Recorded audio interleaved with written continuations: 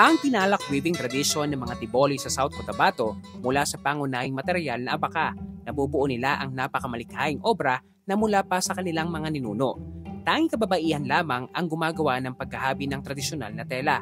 Mula sa kanilang mga panaginip, ang bawat disenyo na kanilang nabubuo na pinapaniwala ang biyaya ng Diyosa ng abaka na si Fu Dalu.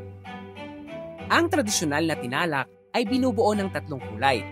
Ang puti na sumisimbolo sa purity, pula na sumisimbolo naman sa dugo, at itim para naman sa lupa. Ang mga kulay ng tela ay mula sa mga ugat at dahon ng kahoy. Lahat natural mula sa proseso hanggang sa matapos ay mano-mano itong hinahabi ng mga kababaihang Tiboli.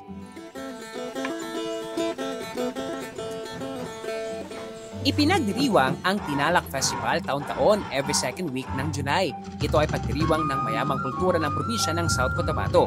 Ito ay pagkakaisa at pagsasama-sama ng magkakaibang pangkat ng kultura at ng mga taong bumubuo dito. Kasabay din ng pagdiriwang ang anibersaryo ng pagkakatatag ng probinsya. Nang dahil sa kanilang tela at kung paano ito nabubuo mula sa kanilang mga panaginip, binansagan ng probinsya bilang Land of the Dream Weavers. Pinakang hindi malilimutan ang kontribusyon ni Lang Dulay, ang Tiboli Princess mula sa Lake Cebu na pinarangalan ng National Living Treasure Award noong 1998 dahil sa kanyang galing, dedikasyon at bihasa sa pagbuo ng Tinalak Cloth. Siya rin ang dahilan kung bakit mayroong ipinagdiriwang na Tinalak Festival sa kasalukuyan. Sa loob ng isang linggong selebrasyon, matutunghayan dito ang mga bahay kubo mula sa 11 munisipalidad ng probinsya. Bawat kubo ay inspired sa bawat produkto at kabuhayan ng bawat bayan. Dito, ipinapakita nila ang kanilang pagkamalikhain at likot ng kaisipan sa pagdisenyo ng mga kubo. Napakasarap sa mata makita ang makukulay na mga bahay. Ang mga disenyo, ginamitan ng kanilang mga ani na prutas at gulay at mga produktong gawang kamay. Kada taon, paganda ng paganda ang selebrasyon. Kasama dito ang masusing paghahanda ng mga kalahok sa street dancing. Isa ito sa mga highlights ng festival na inaabangan ng mga manonood. Bawat grupo ay may mga bayang inirerepresenta. Mayroong 3 kategorya ang magpapaligsahan ngayong taon, ang Madalbelan, Kadsagayan Alalan at Kasadyahan sa Kapatagan. Magkakasama sa kategoryang Kasadyahan sa Kapatagan ang mga bayan ng Norala, Tupi at Tantangan. Ipinapakita rito ang pagdating ng mga Kristiyano sa probinsya ng South Cotabato. Masasaksihan dito ang diwa ng pagkakaisa sa kabila ng pagkakaiba ng paniniwala. Ibinibida rin dito ang makulay na agrikultura ng kani-kanilang mga bayan at mga produktong gawang kamay tulad ng mga palayok ng Tantangan.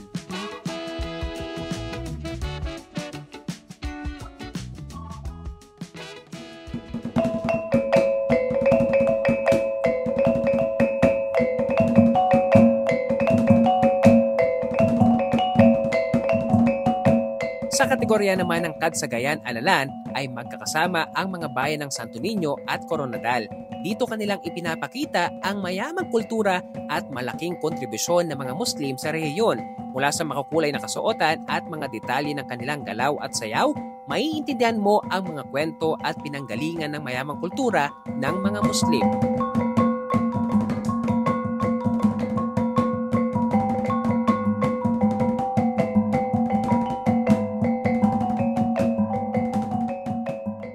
Sa huling kategorya ng Madalbelan,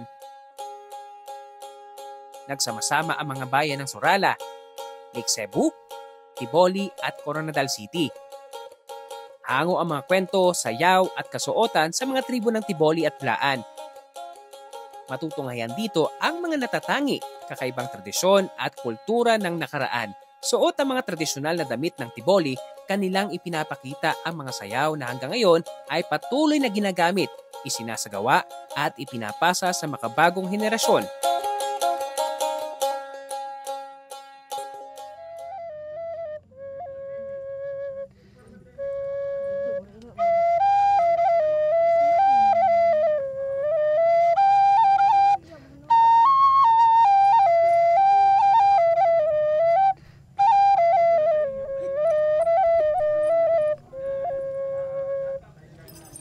Lam lunay gono sa tifu